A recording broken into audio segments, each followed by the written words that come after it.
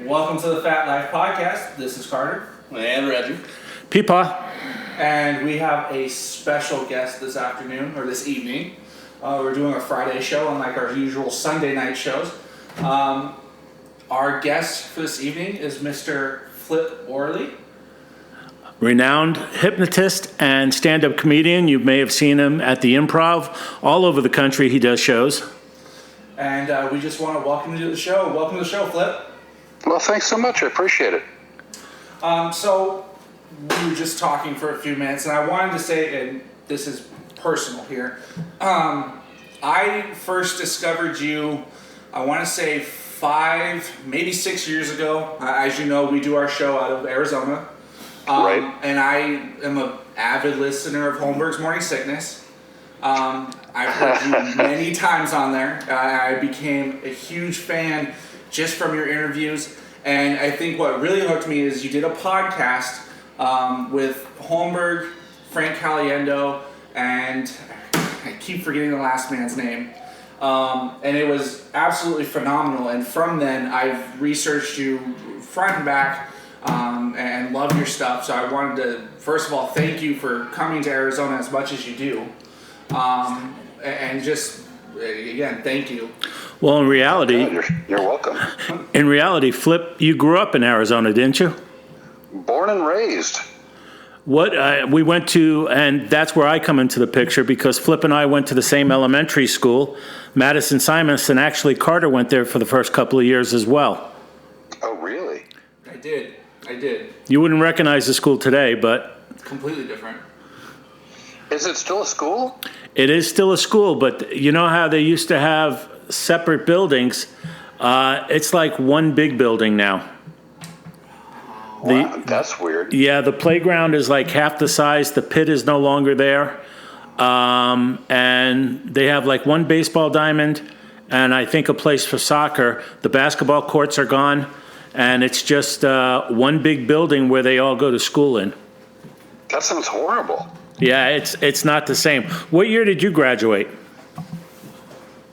God, I'm 75. Okay, and I was the year right after you in 76. Oh, all right. Now, again, I don't know if your kids know about the pit. You clearly do, obviously. The pit is where I learned to be really entertained by watching people. And what I mean by that, at least, in the day, years ago, when you were a kid, did you play marbles, Mike? I did. Yeah, so I used to go to the store and I would get like the best marbles, you know, the ones like from Steely's and Boulders and Cleary's and things of that nature. Exactly. And then I would yell marble scramble and I'd stand at the top of the pit and then I'd throw them into the pit and watch people fight over them. And I used to just laugh my ass off. Well, then you remember Olis Lunt was the principal? Oh, sure, absolutely. And it's funny because when Carter was a baby, we actually rented his house. Really? Oh, definitely. And my parents, the house they bought were Dr. Spang's old house. And I don't know if you remember Pete Spang. I'm trying to think if he was the one who threw me off the graduation list, but I think he was. He had the famous handlebar mustache. Yeah, no, absolutely. Yeah. I believe he came into one of my classes in 8th grade and kicked me off the graduation list. And when I sat there looking a bit dumbfounded, he goes, "I think this is the first time I've ever seen you speechless." So, what high school did you go to? So, as you know, from the elementary school we went to, and again, this is like really like it's sort of inside baseball, I guess, but the people in our elementary school were split up into 3 different high schools. One was Camelback, one was Central High, and then the parochial schools, Brovie and Xavier. Exactly. So I ended up at Central. That's where I went. That's where I went. Now, for me, and it's really interesting, I loved my elementary school, and to this day still have really fond memories and have been in touch with people to a degree because of Facebook. But as much as I loved Simus, that is how much I absolutely hated high school, absolutely hated Central. What was it about Central that was bad? I don't know if it would have been Central or just that it was a tough time for me being that age and then going to high school. But I didn't really feel like I fit in, and I wasn't really happy. And there was nothing about that experience that I liked. Other than, well, there was two things. I liked my counselor. I saw her frequently to the point you would have thought that I had all kinds of problems. Do you remember who it was? Oh, absolutely. Betty Fairfax. That's who I had. They actually have a high school here named after her. Do they really? Betty Fairfax High School in South Phoenix. Oh my gosh. She was, there's two people that were instrumental in my life that meant more to me than anyone. Betty Fairfax being one who was my counselor at Central, and then Betty Shafton, who was my teacher in 7th grade. And I had her daughter in my class, Liz Shafton. Oh, I still see posts from her on Facebook, which this can't be interesting to anybody but you and me. Exactly. So let me ask you, what led you into comedy? So, and it's funny because we were talking off air and you said that you typically stay away from celebrities, which I think is great because A, I'm not one, and B, I think celebrities are pretty much a-holes. But, I was a quirky kid and I liked making people laugh. And I really thought about wanting to do comedy when I was like 4. And so, and I would say to my parents, like, I want to be a comedian. And they'd like, oh, they'd laugh and think that was the funniest thing in the world. And then I got to about the age of 14 and I was still saying I wanted to be a comic, and they thought it was just a lot less funny. Because I guess they thought I was going to grow out of it, and I didn't. And so, it's the weirdest deal. I was going to Central. I want to say I was maybe 14 or 15 years old, and I heard from one of the local radio stations that a bar in town was having a comedy competition, and the winner was going to get flown to LA. And I started writing material, and I was writing every day for days. And then my mom saw what I was doing. She was like, "What are you doing?" I go, "I'm writing comedy material for this comedy competition." And she goes, "You're like 14. You suck. You're not funny. Nobody's going to laugh at you. And if they laugh, they'll be laughing at you, not with you." And I was devastated. I tore up everything I'd written, threw it away, and I was really, really angry. And I think it was that moment where I thought to myself, screw you. I'm going to be a comic one day. Wow. So, fast forward a little bit. At what point did you decide to bring hypnosis into it? It's also, again, a weird deal. I took an interest in hypnosis in elementary school, 6th or 7th grade. Mm-hmm. And so I started reading up on it everywhere I could, as much as I could. Whenever I could, I'd go to, I took my bike and I would go to Christown Mall, and I'd go to like the old bookstores, B. Dalton and Walden's, which no longer exist, obviously, and would get anything I could find on hypnosis. And when I was through high school, I started getting many more books that were a little bit more in depth, and then I was really excelled at social sciences. So I was really good in sociology and psychology and communication, and that's sort of was my niche. And I think by the time I was 18, I had decided I was going to start using hypnosis, but not on stage. Okay. I was just going to work. I started working with people, and especially when I went to college, for sleeping better and having a better memory and dealing with stress and tension from upcoming exams that you had to take and improving your memory and things of that nature. And about that time, I was also starting to get up on stage as 18, 19 years old doing stand-up. And so fast forward, now I'm at ASU. I'm 21 years old. And my roommate, who I actually was also good friends with from elementary school. By the way, Mike, do you remember a guy by the name of Dave Sheldon? I do. Yeah. So Dave was my roommate when I went to ASU. And he used to bug me about doing hypnosis on stage. And I kept saying, I'm a comic. And he goes, do hypnosis. And I said, I'm a comic. And this went on for months.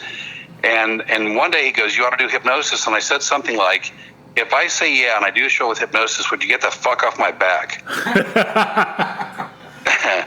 And so he goes, yeah. So I called up the local comedy club. At the time, in Tempe, was a club called Chuckles. Right. and it was at Apache and Rural, which is about a mile down from where the Improv is right now. Okay. And I called the club, and they had open mic nights on Monday, and I said, I want to do hypnosis on an open mic night Monday. And when the guy was done laughing, I go, yeah, but I'm really not kidding. And we sort of hashed it out, and he gave me a 30-minute set on a Monday night, which was open mic night at Chuckles. And I was so convinced that I was going to suck that I didn't prepare a show. And I didn't prepare a show because my assumption was no one would have taken it seriously and no one was going to volunteer.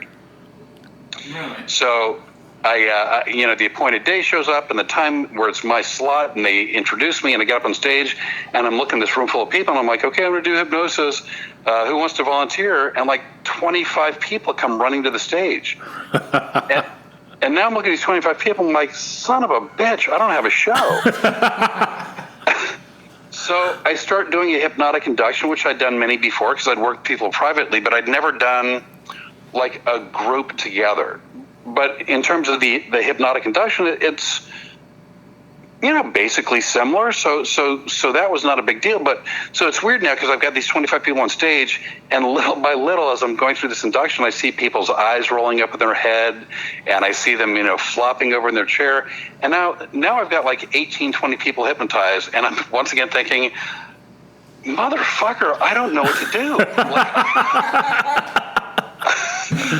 And so I did something that I've done once in my life, only once, thankfully have never done before and would never do again. But in an act of desperation, I remembered another person's show that I'd seen, a woman by the name of Pat Collins, who had been a hypnotist for decades in Las Vegas, in Los Angeles, on TV. And I proceeded to steal her show. Really? Yeah. I mean, I couldn't think of what to do. So it's I picked out a handful of things that I saw her doing, and I did them. And it was just because I had to fill the time. Now I've got all these sleepy people on stage and literally nothing to do with them. So I stole this woman's show, and I felt horrible about it the entire time. But it's desperate times. Right. And meanwhile, I've been doing stand-up for 2.5, 3 years. And all the while for 5 minutes of stage time here and 10 minutes of stage time there, and usually for a free beer or $5 for gas money. And I get off stage and this guy goes, "That was amazing." And I'm thinking, I am a hack and I'm a thief and I'm a horrible person. And he goes, would you do a Christmas party for my company? And I go, yeah, I don't know, maybe. And he goes, what would you charge? And without even thinking, because I'd been paid at the most, I think at that point, $5. Right. So he goes, what would you charge for a company party? And I go, $500. And he goes, done. Wow. It was that moment that changed the course of my career. It's $5 for a free beer.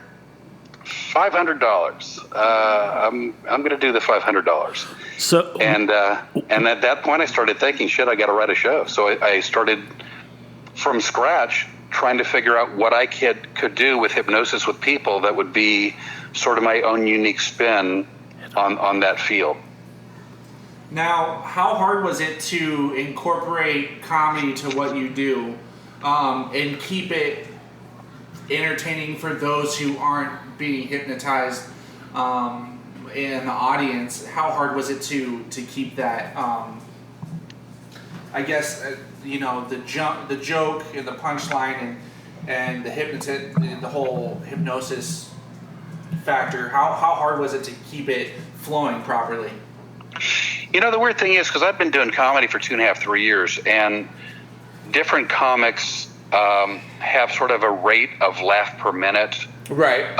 That's slightly different one to the next, but there's so many laughs per minute that you kind of try to build into your show. And it became really apparent to me right off the bat that with hypnosis you weren't going to have that opportunity, because there's a fair amount of downtime. And whether it's doing the induction where you get people hypnotized, or when you get volunteers up on stage and initially start explaining what to expect, and even still when you set up a hypnotic bit, a lot of the hypnotists that I have seen over the years, and this isn't the real bit, but ostensibly it's like, I'm going to count from 1 to 3. When I reach 3, you're going to bark like a dog. Here we go, 1, 2, 3, and then people, woof, woof, woof. And so I had to come to grips early on that sort of my mentality and my way of doing things was more sort of story based. Okay. And trying to set up scenarios. So what I had to accept was there was going to be longer periods where there wasn't a lot of laughter from the audience, because I was trying to set up something that I thought would be unique and interesting and funny, and then I was hoping that the payoff would be the laughs would be bigger and deeper and more plentiful, once the payoff hit, once the volunteers started responding to the suggestion. Okay. And obviously, I feel like people are going to be, what's the word I'm looking for? Just interested in the whole process of hypnosis and the process of watching this happen. At what point, after obviously you had your first show, at what point did you hit it, perform and think, I really got something here? I'm going to really run with this as far as I can? Probably 4 or 5 years later. Okay. And the thing of it is, I still, once I did that first show and it worked, and then I started thinking, I'm gonna have to write a show with hypnosis that's my own, with my own spin and my own personality. I still didn't get it. I didn't see it, and even after I said that it sort of changed the course of my career, that's as much looking backwards, sort of retrospectively, because I didn't see it when the guy offered me $500. Mm-hmm. And then even still, so I've had a few missteps in my personal life as far as it going, with marriage. Okay. Right? So I got married at 22, and at the time I sort of got forced into her family business, her parents' family business, and so I was working in a warehouse during the day, and then I was doing comedy at night, and that lasted about 8 months, and we got a divorce. Okay. And when we got a divorce, I suddenly realized I was pretty unemployed because I wasn't going to be working for my soon-to-be ex-father-in-law, whom, by the way, I didn't like, and they didn't like me either, so, I was out of a job. No love loss. I immediately started trying to do comedy full-time, and the way to do that, I started going around Phoenix and looking in the Valley and looking for bars that I could start doing one-nighters in. So, I'd go to a club called the Lunt Avenue Marble Club, right? Mm-hmm. And that was, I think, in Chandler. And I talked them into letting me do comedy, on Monday nights. And I'd go to another club in Mesa, and they would let me do comedy on Tuesday nights. And then I'd go to another one in Glendale, and I'd do comedy there on Wednesday nights, and so on and so forth. So I had built up clubs where I was doing comedy 7 nights a week. And I charged each club enough money that I would make some as the booker. And then I had enough where I could bring in headliners from Los Angeles. And then, so some nights I would work as just the MC. And then every once in a while I'd book myself in it to do comedy and hypnosis as the headliner. But I was on stage every night of the week, 7 nights a week, at the very least doing MC work and comedy. And I still sort of saw myself as doing comedy full time and hypnosis kind of as a sideline. Okay. Now, you said earlier that you were doing a little private practice of your own, doing hypnosis here and there. Was there anything that you specialized in when you weren't doing hypnosis on stage? The funny thing is everybody wants a handful of things, and the things that people wanted, I really had no interest in doing. Right. So people would go, I want to lose weight, or I want to stop smoking. And those two things, hypnosis is a great tool. It's really powerful. It's very helpful. However, it's not a magic wand. So, for instance, if you want to get to a better weight where you feel healthier and you feel like you look better, a lot of people feel like the way they approach it mentally is they're giving something up, right? So you're eating less food or less of the foods you like, or you're having to exercise more, which means that you have less free time or whatever it is. So there's this struggle that people really go through, and a resentment and a sort of this resistance. And so I think a lot of people are expecting hypnosis, if it's going to work for them, it's going to be like this magic wand where suddenly they're going to never want chocolate again, or they're never going to eat starches, or, suddenly it's like, oh my God, broccoli is amazing. Mm-hmm. And, it doesn't really quite work like that. It can be helpful, but without your desire and your motivation, it's not going to be very effective. Gotcha. So then a lot of people would come to me and they'd want to do past life regression. And I would say to people, I go, well, so here's the thing with past life regression. First of all, you have to believe in reincarnation. They go, what do you mean? I go, well, you can't go into a past life unless you led one. And they go, okay, well, that makes sense. I go, then you have to believe not only did you live a past life, but when you died and you were reborn, that you brought those memories forward with you into the next life. And they go, well, what do you mean? I go, well, if you lived before and then you died, but like all your memories died with you, how can you regress into your past life? They're like, okay, well, that makes sense. I go, okay, so you had to live before. When you died, you had to bring all your memories forward with you, and then only then can we start discussing whether or not past life regression is possible. And they go, well, what do you believe? I go, it doesn't matter what I believe. I'm not wanting to be past life regressed. Right. So, and so I've done a handful of those, and I swear to you, and this is what's so weird, I like, of the number of times I've done past life regression with people, I think I've had like 8 Napoleons. I was going to say, everybody's always famous. Yeah, you never have some douchebag who was like a dock worker, like in England in the 1700s. It's so weird to me. It's like everyone who has ever wanted to be past life regressed was royalty or a celebrity or something. It's like, no, some people were just fucking homeless, or whatever. Absolutely. I never had someone go, yeah, I was 12 and then I died of the plague. Yeah, well, shit, that never happened. So let me ask you, Flip, what was the largest crowd you performed for? So I've been really, really, really, really, really lucky. So to answer that one directly, I've done a couple shows in Las Vegas where the crowd was in excess of somewhere between 2,000 to 2,500. Wow, that's a good size.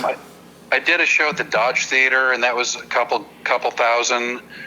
My show typically, I would say, probably works best, I think, in a crowd that's 1,000 or less, and just because it's an intimate show, and I like people to be closer to the stage. Like, you know how some concerts, musical concerts, there are like 100,000 people there? Yeah. Right. And so, it's outdoors, and like the sound's never great because they can never get the sound really perfect.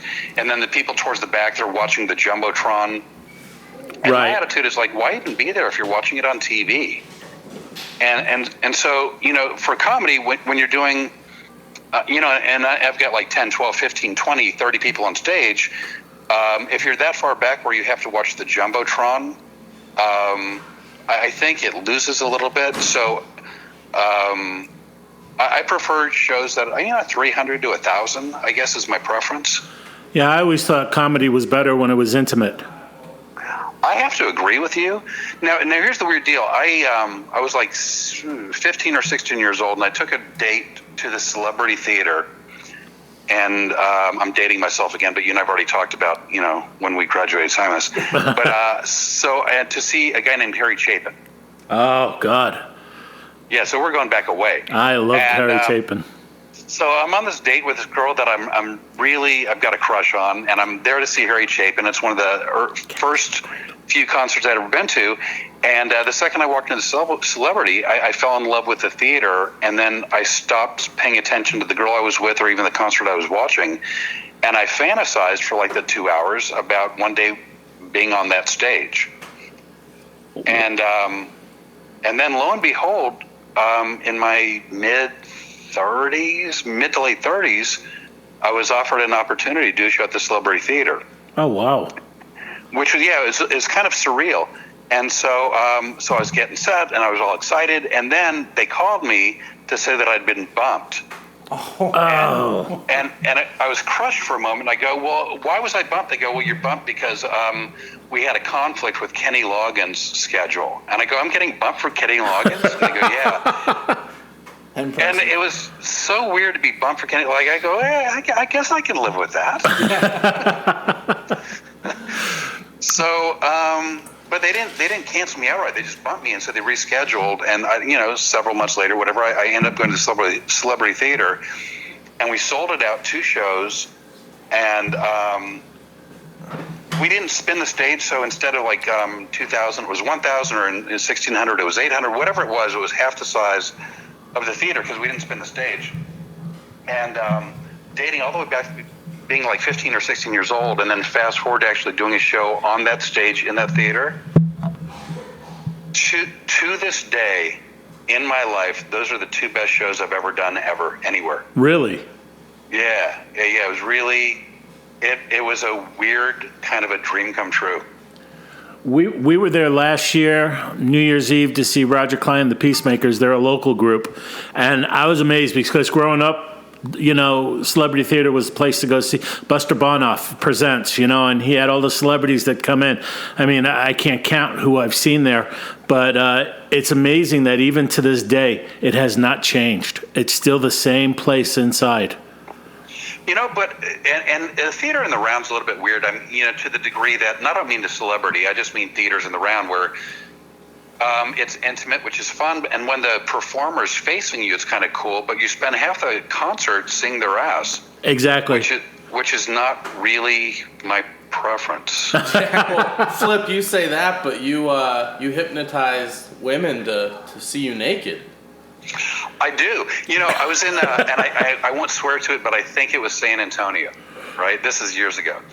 So, and so the bit is ostensibly, this is my twist on it, right? So some hypnotists will do a suggestion where the volunteers think they're naked. And the whole point of that suggestion is a lot of volunteers run off the stage horrified and really embarrassed.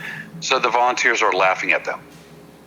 So I thought, well, I'll do it the other way around where I'm the one who's naked. And that way, if the volunteers stare at me and point and laugh, then I'm the butt of the joke, so to speak. And it's funny. But if the volunteers are uncomfortable with looking at someone naked, they can look away. Mm-hmm. But it's still funny because you can tell they're uncomfortable with being on the same stage with me being naked. But basically, I'm making myself the butt of the joke. So I'm in San Antonio, and and I do the show, and I've got some really fun volunteers. And after the show, this lady, very attractive lady, one of my volunteers comes up to me. And I think she's flirting, and she goes to shake my hand. And when she shakes my hand, and she takes her hand away, I realize that she had slipped a piece of paper in my hand. And I'm pretty flattered. I'm like, hey, this ain't a bad gig. And then she looked at me with kind of a shy smile, and she goes, so I slipped you a piece of paper, and I go, yeah. She goes, there's a phone number on it, and I go, I thought maybe, and she goes, it's the number to my doctor, and they can help you with those hemorrhoids in case you really want to have that looked at. Get out of here! Are you serious? 100% serious, absolutely serious. Oh my god! Now, speaking of that, have you ever used your hypnotical powers to get yourself a date? Well,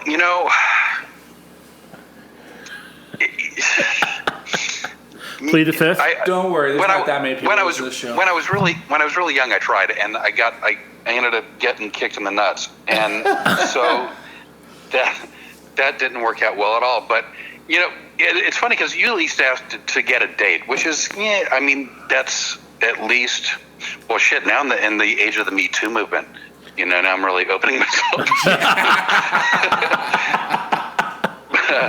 But it's funny because a lot of guys in the past, in the 80s and 90s, whatever, would say, can you use hypnosis to have sex? And I would tell guys, it's like, there's a name for that, and they go, well, what's that? And I go, it's called rape, and it's really illegal, and I don't recommend it. And they go, what? I go, look, you know what? Just do what every other guy's done. Buy a Long Island iced tea or get a fucking 8-ball of Coke. Like, why do you want to go through the rigmarole, of trying to learn hypnosis? That's just stupid. Okay. It reminds me of a Bruce Lee line, I think, and it's either true or I dreamt it. But in the day, way back when, evidently he wanted to teach white people martial arts, and the Asian community was really angry and like, oh, don't teach white people, kung fu because they'll use it against Asian people. And he's like, are you out of your mind? Like, who's going to spend 8 years to learn this when they could just get a gun? and it's kind of the same thing. So, but here's the other thing. So let's say you're a hypnotist, and in my case, I am, and you're with someone and you're having a consensual sexual relationship. Mm-hmm. All right. So at least I've crossed the T's and dotted the I's. I didn't try to get a date through hypnosis. I didn't try to get a girl to go to bed with you through hypnosis. But now I'm in a consensual sexual relationship. So here's the deal. Hypnosis is a great tool for making sex a lot better. And elaborate. So are you telling me that you could hypnotize Mike's daughter, my fiance, to think I'm at least somewhat well endowed?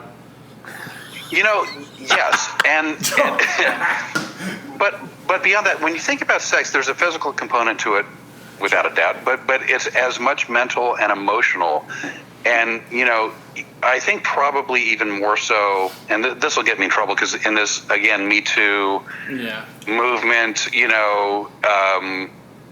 multi-gendered, everyone's a victim society that we live in, you run the risk of offending someone with everything. So that being said, as much as sex is physical, it's as much or more mental and emotional, and maybe even more so for women than men.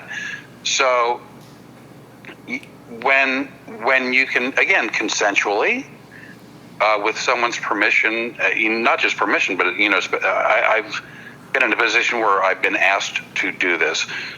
So, well, you know what? Let me give you an example. Okay, I'm full of anecdotes. That's good.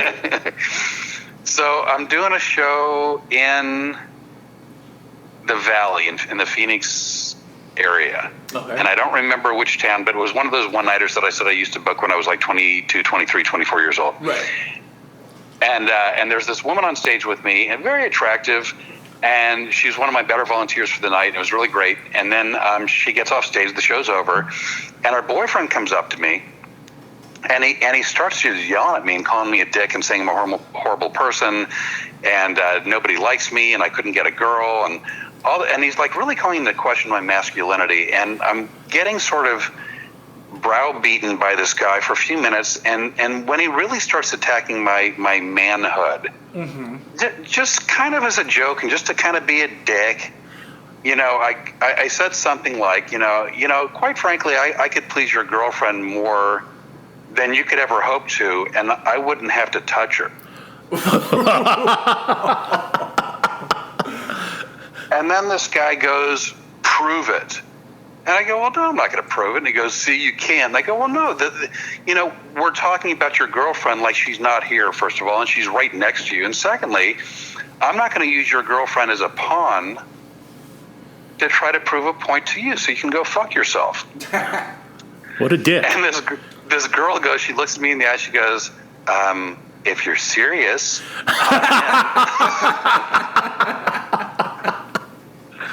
So I go, really? She goes, yeah. I go, you really? She goes, yeah. I go to this guy, I go, you want me to prove it? He goes, yeah, prove it.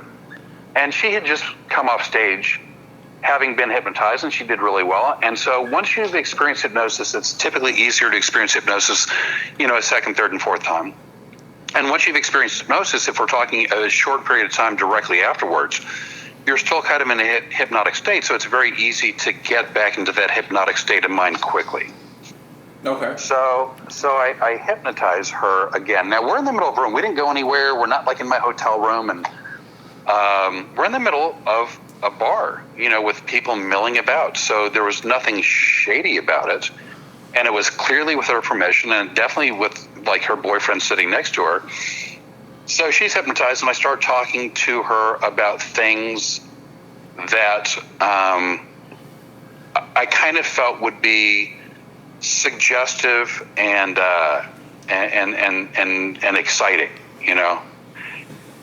and you could see her getting kind of worked up, and then I'm thinking to myself, if she were my girlfriend or my wife, what types of things would I be doing to try to please her? Mm-hmm. And so I took those things and I started verbalizing those things, in a fairly graphic way, attempting to get her to visualize it and then to experience it. Because with hypnosis, it's not just the visualization; it actually becomes the real experience. Okay. And so, so we're pretty knee deep into this, down this path, right?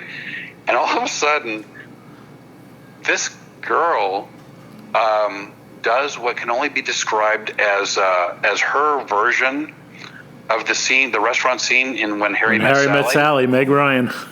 Yeah, but she wasn't kidding. Oh my God. And so, I mean, it was a fairly prolonged moment, like the kind of prolonged moment that like every guy, thinks to themselves, why don't I have that physical ability? Like I can't do that. And so I could see this guy's getting kind of pissed. And so and meanwhile, you haven't laid a hand on her. I beg your pardon? Meanwhile, you haven't touched her at all.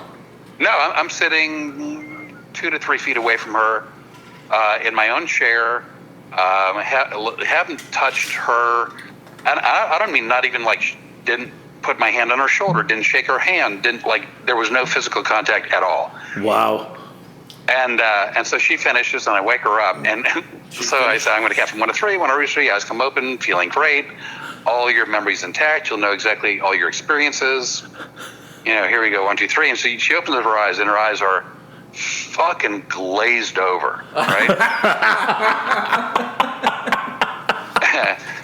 and she looks at me, and then she looks at her boyfriend. Now, again, I apologize, but I'm going to say to you exactly what she said to me and her boyfriend. So she looks at me, she looks at her boyfriend, and her voice is really deep at this point, like kind of gravelly. She goes, I'm so wet. and then the boyfriend looks at me and he goes, fuck you. And he looks at his girlfriend and he goes, fuck you too. And with that, he got up and he left. He walked out, he left her. Oh, wow. But he asked for it. I'm sorry? He asks for it.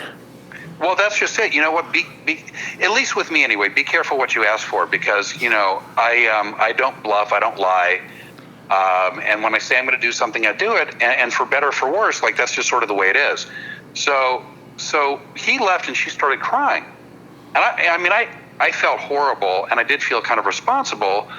But I looked at her and I go, and I was trying to cut the tension with a little bit of comedy and a little bit of honesty. And I go, I know you're sad and I know you're upset and I'm really sorry and I apologize. But in some respects, like I kind of did you 2 favors. And she goes, what do you mean? I go, well, you had an orgasm, right? And she goes, well, yeah. I go, that's 1. I go, and 2, evidently this guy's a huge dick and you can do better. Wow. So that was that. But so to answer your question, in that regard, hypnosis can make a sexual experience bigger and better and more powerful, and it can heighten senses and it can heighten experiences. But for those of you listening, only in a consensual relationship with someone who's in. Absolutely. So do you ever, when you're on stage, do you ever find that you have problems with people that are hamming it up? Yeah, it still happens a little bit, but that was kind of the learning curve. I think there's always going to be like a percentage of people in an audience when you say you're a hypnotist that are going to get up on stage to either prove you can't hypnotize them or to fake it, where they really ham it up, especially behind your back. And in fact, there was kind of a funny old Saturday Night Live sketch with just that. Mm-hmm. With something Gordon-Levitt. I can't think of his first name, but something Gordon-Levitt. Joseph Gordon-Levitt. Beg your pardon? Joseph Gordon-Levitt. Yeah. So, if you were to Google it, it's a pretty funny scene. And the funny thing is I've seen a lot of hypnotists sort of get up on stage and they sort of have this air of, like I'm really powerful and I've got this special talent and skill and I can hypnotize anybody. And I think what that does is it really sort of provokes the desire of people in the audience to get up and fake it, or to get up and ham it up or something. And so, I just learned early on, and it really works with my personality, is to say, truthfully, I have no special skills, no special talents. I have no control over people. I can't make you get hypnotized. If you don't want it to work, it's not going to. It's actually a cooperative experience. In other words, we're working together. It's not me dominating you. We're working together. I'm helping you to access your mind's creativity through the use of hypnosis, right? So over the years, I've really learned how to kind of discourage, without being a dick about it, but I've really learned to kind of discourage people from getting on stage to challenge me, because there really is no challenge to what I do, because I don't control people. Right. Do you have, obviously, all comedians have hecklers. Do you have any hecklers that have given you, I should say, do you have one in general or one in mind that gave you the hardest time, whether it be someone who volunteered and then, tried to heckle you from there? Or do you ever have hecklers like heckle you while you're trying to hypnotize a group?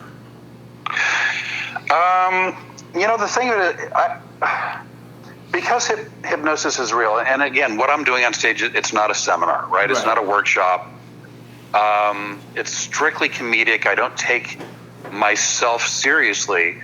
But at the same token, once you volunteer to be on stage with me, I take my responsibility towards you very seriously. In other words, being honest with you, being fair with you, doing my best to treat you with kindness, and also protecting you from the audience, and in some cases even protecting you from yourself.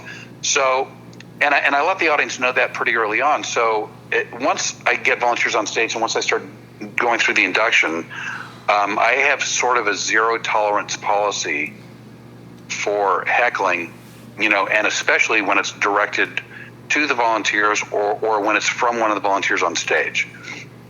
And so thankfully it doesn't happen often, but I have had people removed from the building because, again, you want to heckle me and it's just me on stage. I don't love it. If you're funny or if there's decent banter or if I can make something out of it, fine.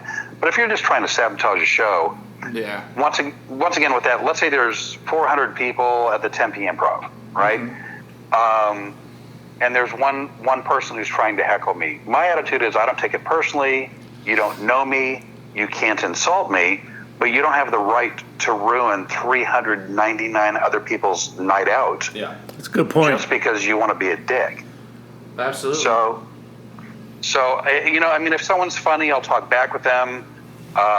If someone has a question, I'll answer it. I'm pretty interactive with people. But if someone's just trying to sabotage my show, I will do my best to try to figure out the best way to deal with it in the moment, and then dispense with it as quickly as possible. Okay. So I guess the overall message is, if you're going to go see Flip, shut the fuck up and enjoy the show. Yeah, or if you have something, if someone from the audience yells something out and it's funny, I'm the first to acknowledge it. Like, we all have egos, and I've got an ego, and we all have egos. And I think this probably is because I do hypnosis, which is an ensemble experience. So it's not just me comedically trying to do my best to make the audience laugh. So my show's interactive and it's an ensemble. So if someone from the audience who's not a volunteer, not hypnotized, but yells out something funny, that really mostly doesn't bother me, and I will give them credit, and sometimes we'll banter back and forth, and I'll try my best to make the most out of it without getting too sidetracked. But again, it really depends a lot on people's motivation and to a lesser degree on their timing. So if they're trying to be funny, great. If their timing's okay, and where they're not doing it at a crucial part of the show, great. But if they're trying to sabotage the show, then probably not so great. Right. How busy are you now, Flip? It's things have been so weird. In the day, I was at some years I was working like 45 to 48 weeks a year. Oh, wow. And then my kid was born in 2005, and I cut way back. And then after a couple of years, I started working more, and then ended up going through kind of an ugly divorce, and so I cut way back again. And so it's sort of been an up and back experience. And this year started out really for me pretty slow. And then out of the blue, I got a guy called me up and he asked me if I'd be willing to do 2 months in Atlantic City. So, Oh, wow. Awesome. starting July 3rd, I'm in Atlantic City for all of July, all of August. And then I think I'm back in Tempe at the Improv, like, I don't know, September, maybe 12th through the 16th or something like that, 12th through the 15th. We'll be there. Definitely be there. Oh, and in fact, well, that's really nice. I appreciate that. I also typically want to go to certain towns. DC is one of them, Tempe's the other, where I usually, the night or two before the week starts, I find some bar somewhere and we just do a happy hour. Oh, that'd be awesome. And so I think the last time I was in Tempe, we did a happy hour, and I can't think of the name of the bar, but it's across the street from the Improv. So it's on Rural and what's the intersection? University and Rural? Yes, University and Rural. So is it going to be the Devil's Pitchfork right there? Yeah, exactly. Okay. So the last time we did it, the week at the comedy club starts on Thursday. So I think the happy hour is Wednesday night. So Wednesday by like noon, 1 o'clock in the afternoon, I was bored and there was nothing going on, and for whatever reason I started drinking. And so happy hour was supposed to start at like 6. So I was drinking vodka like at maybe 1 o'clock in the afternoon on. So I show up to the happy hour and I am blitzed out of my mind. and I didn't stop drinking. I just kept drinking, right? So like, and having a good time. And it was supposed to go like 6 to 8 or something along those lines. And it comes and goes, and most of the people by this point, like 40 or 50 people showed up, but by like 8 o'clock, most of the people left, and I'm still drinking, and I'm visiting with other people. Next thing I know, it's like 11, 12 o'clock at night, and everybody's gone, and someone offered me a ride home. It's like, no, it's only a mile away, I'll walk. And then like I'm about a quarter mile back to the hotel, and I realize I'm walking like a wino, a homeless person, a hobo. And then I got really concerned about getting rolled, like just mugged. So every time like someone started walking towards me, I tried to look really, really menacing at them. And then I finally got back to the hotel, and I wanted to see what I looked like. So I was like in the bathroom in the mirror, looking in the mirror, and so I wanted to see what my really menacing look looked like, how intimidating it was. And so I look in the mirror, it's like, oh my God, I look like I'm special needs. That doesn't look menacing at all. Hey, they still left you alone. Yeah, I think they were just more like, this is someone with pity. all kinds of issues and problems. Not It like was they're definitely gonna kick my ass. They've escaped the short bus. So then I ended up going to do the morning sickness, like that morning. Yeah. On Thursday morning, and I didn't tell them at the time, and I don't think they know to this moment, but I went there still drunk. Oh, they don't care. No, that is my favorite radio show to do anywhere in the country, and most of the times I'm there, I forget I'm on the radio. Right. Okay? And my publicist always yells at me because she goes, you forgot to promote that you're in the Tempe Improv. I go, we were just cutting up. I forgot that I was there to promote a show. Like we were just shooting the shit. I forgot. That's the thing I like about them versus most radio shows out here around the country. It's always like more interview, and less conversational. And when you listen to it out here, it's all conversation, and you get to know the person more than them just doing bits to sell tickets. And that's what I enjoy the most. I love those guys. I think they're intelligent, like just crazy intelligent. I had no idea until I did that podcast with Holmberg and Caliendo. I had no idea how good an impressionist Holmberg was. Like I knew he had some impressions. I didn't know how many and how spot on they were. Yeah, he's phenomenal. But I mean, they're brilliant. They're funny. They're quick-witted. They're incredibly gracious. They've given me a ton of time, and they've always been really, really nice to me. And they're my absolute favorite people in the country. That's awesome. We love hearing that. Any more questions? No. Well, we don't want to take up any more of your time. I know you're a busy man on a Friday night. And we definitely appreciate having you on and you allowing us to have this time with you to talk with you. It's been definitely interesting hearing all of your stories. Where can the people find you? Gosh, Facebook, it'd be /Flip Orley, and then my website. I've really been pretty inactive on my website, so you can go there, but I don't think it's updated, and that's fliporley.com. I've got a ton of YouTube videos, oddly enough, under the name Flip Orley. So, I try to be out there on social media. I'm probably most active, I think, on Facebook.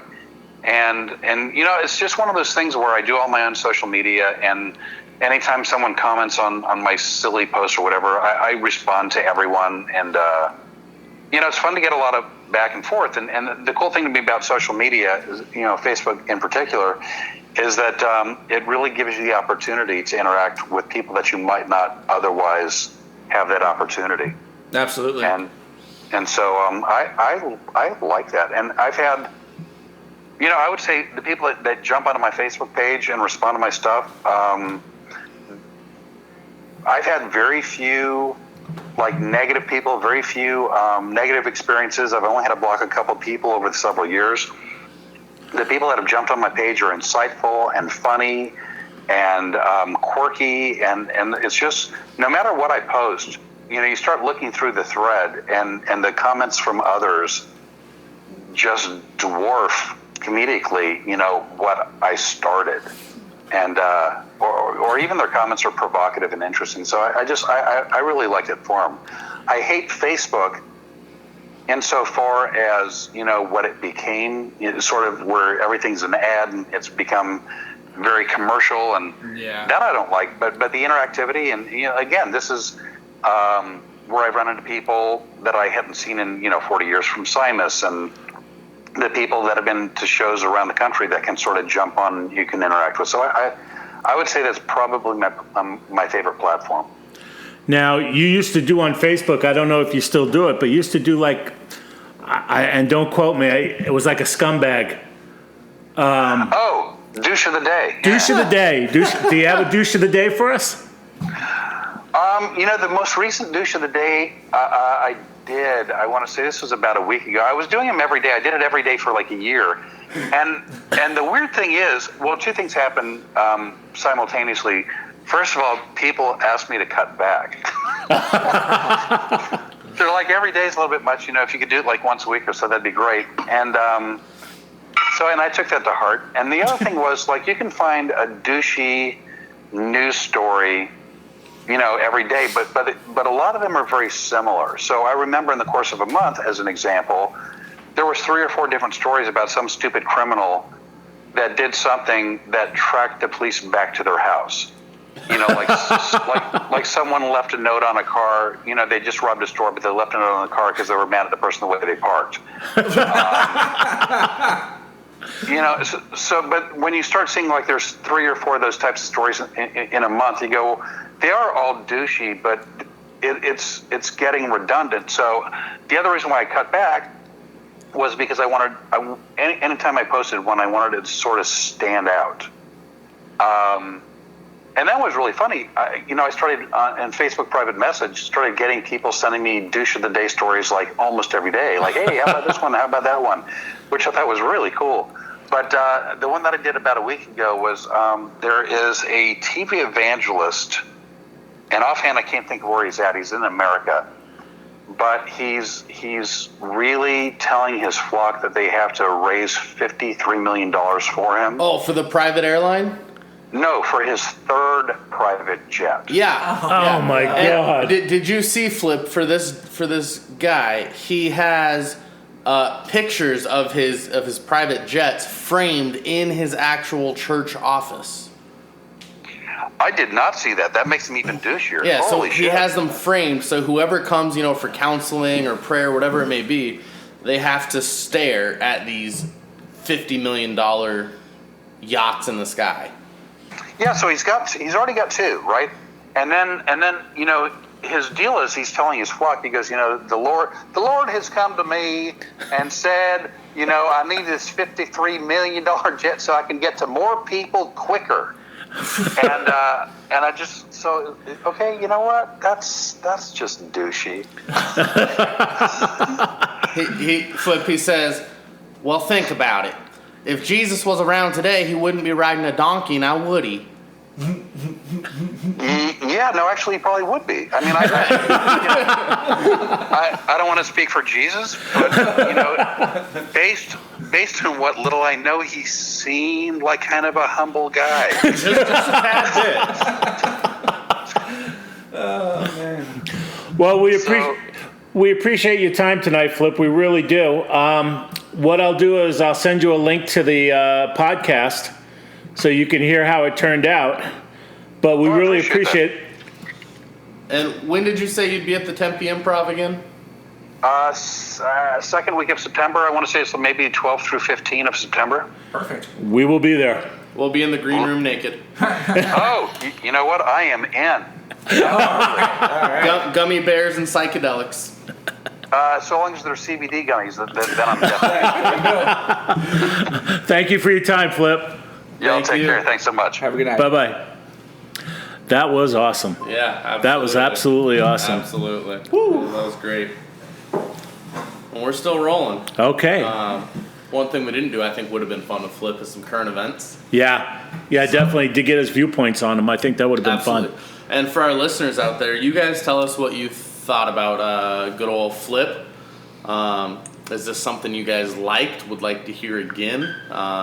Maybe not just Flip, obviously, but we do have some more things in the works and really interviews and bringing on some special guests. Absolutely. Really, we're just trying to edge Carter out little by little each show. That works with me. No, I was good. I really found it interesting to hear about how he started from, as a dare to get somebody off his back to actually go in there and do the Hypnotist show. And then that just blossomed with his career. I wonder if career. his friend gets any royalties. So what's going on? Current events. What do we want to talk about today? I want to talk about the man in Florida. Okay. Now, we all love animals, right? Right. You and I a little bit more than Carter. Yeah, absolutely. Specifically dogs, definitely not cats. But this man in Florida loved his dog so much that he kidnapped a scientist to fucking heard about create a serum that would make his dog immortal. Oh, get out of here. Swear to God. Swear to heard God. about this now, shit. So, again, I love my dog too, but I mean, there's certain people, certain celebrities now, they pay, I think it's $50,000, and they can clone their dogs. I can't wait for our dog to die. Well, that's just so you can get your Great Dane. Yeah, well, I mean, come on. But, so here's what I don't understand. Now, granted, this is Florida. This guy was arrested. 0 charges were pressed because it was found to not be illegal. The scientist that was kidnapped now works for this gentleman with a group of other scientists. Oh, get out of to here. find a serum to make his dog immortal. Oh, that's unreal. Stockholm Syndrome? Something. My God. No, officer, I am not going to press charges. In fact, I just signed a contract to make this shit happen. We're good here. Why does it seem like there's a lot of dumbass people in Florida? That's where they're all at. That's where all the criminals are at. That's where the bath salts happen, where the guy ate the face off of somebody. That's where alligators are eating people. I mean, think it's a mixture of the heat, humidity, and the salt water. See, that's where we're good in Arizona is we only have the heat. A little bit of humidity here and there, and definitely no salt water. right. Now, when California decides to, recede from the United States. Are they going to actually do that? Well, if they do, Trump's going to then, nuke California so we can get beachfront property in Arizona. It's not going to happen. I think if anyone's going to recede, it'd be Texas first, but... Well, Texas would be its own nation, and then you're good over there. True. Okay, True. so that's the current event you have. I want to talk about Trump. What about him? Nobel Peace Prize? Well, I agree. You won't. I don't. I think you and I talked about this a little bit the other day when it was occurring. I said it is a historical moment. I would agree it's a historical moment. But you and I agree. The Hindenburg was a historical moment. On why it's a historical moment. I definitely disagree. Okay, I have no idea what the hell we're talking about. The Can you summit. Please fill me in. The summit. North Korea, So U.S. he's getting a summit. Nobel Peace Prize for that No, summit? they're asking if he should get one for the summit. Oh, fuck no. Because he supposedly got North Korea to agree to deneutralize their nuclear weapons, to get rid of them all. On the word that this dictator said, okay, yeah, I'll do it. And so, okay, good. All done. It was a great meeting. Greatest meeting we've ever had. Do we have evidence that the weapons are gone? No. Oh, so then no. Well, bro, the summit happened in the U.S. Tuesday. In Singapore, it was Monday. Okay. For us in the U.S. Okay. But so it obviously it's not going to happen overnight. So if the weapons are gone, if there is some sort of form that we see that weapons are gone, I could entertain the idea of a Nobel Peace Prize, sure. Only if that happens. If it doesn't happen and we don't see it, no. Fuck no. No way. No. Just because you can just call him two-term Trump. Oh, no. Call Won't him happen. Triple T. Won't happen. Triple T, baby. Won't happen. Two-term Trump. He'll be in jail before that Oh, happens. get the hell. Hillary will be in jail before that. Oh, okay. Trump will pardon himself.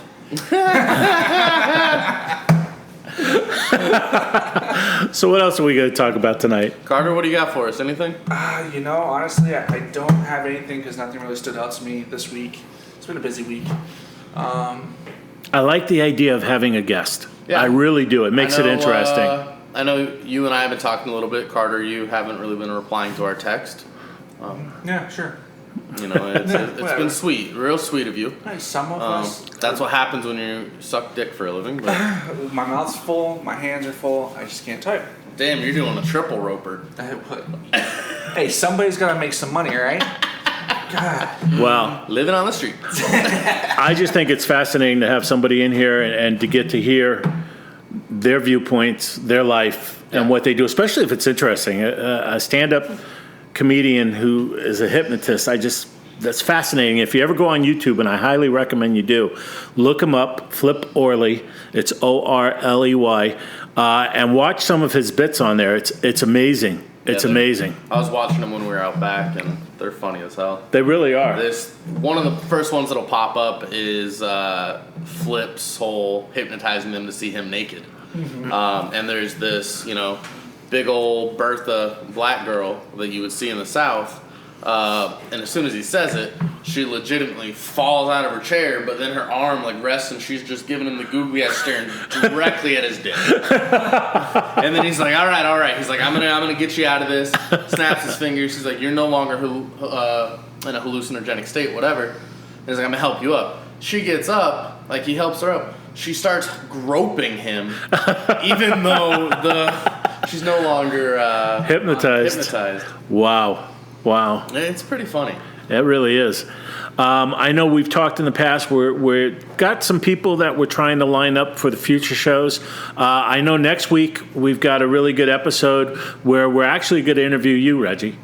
And we're going to talk about your foundation, which is Last Wish Foundation. It's been a long time coming. And we actually have a fundraiser coming up in July. You want to share a little bit about that? Yeah, absolutely. So the Last Wish Foundation is making the last wish possible for seniors diagnosed with Alzheimer's and dementia, as well as their families. With that, I have an event July 14th at Oso Brewery in Paradise Valley. It's going to be Tatum Boulevard and Shea, 9 a.m., July 14th, and that is Puppies and Alzheimer's. So not only are we granting wishes, doing a fundraiser, but we're also bringing therapy dogs to memory care communities and assisted livings, things of that nature. So with that, we'll really dive into it next week. I understand you're doing a silent auction. Yeah, we're doing a silent auction. What are some of the items people might see at that auction? So we've got one today, Starfire Golf Resort, which is at Scottsdale Country Club. That's a fine golf resort. Yes, absolutely. They have donated a foursome.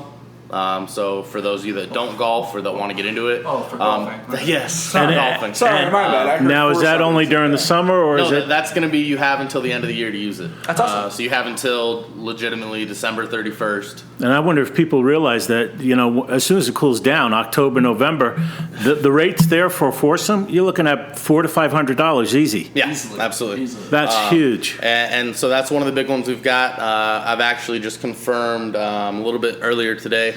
Lexus of Chandler is going to be doing quite a donation. And then we've got, obviously, the Phoenix Suns, Diamondbacks. They've given us a foursome. And that's going to be any 4 seats, third base reserve for any game during the week. Oh, good. They give you a foursome? Yeah. I thought you were going to say they gave you a Vila, and what the hell would you want to do with him? And then the Cardinals. We've got David Johnson. That's losing value right now. Yeah, currently it is. That's losing value. Currently it is. But again, he's still one hell of a running back. Just needs to be able to pull the whole season in. Okay, so I'm completely lost. I've been disconnected from the world. What the hell is going on with David Johnson?